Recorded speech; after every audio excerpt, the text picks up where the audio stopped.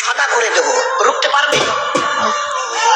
তোমার এই চোখের লাল চাহনি আমি ঝাপসা করে দেবো, ঠেকাতে পারবে?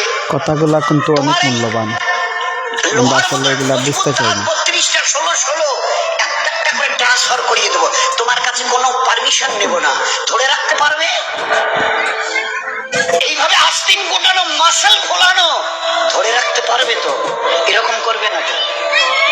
এইভাবে এরকম হবে না তো?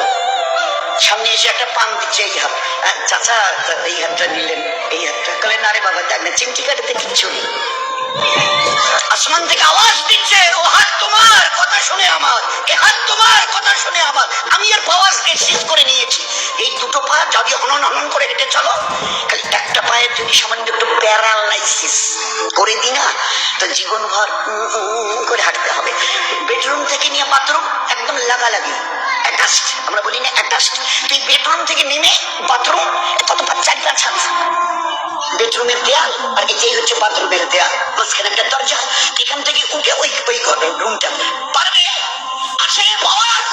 কিসের দেমাগ তোমার? কিসের এই অহংকার তোমার?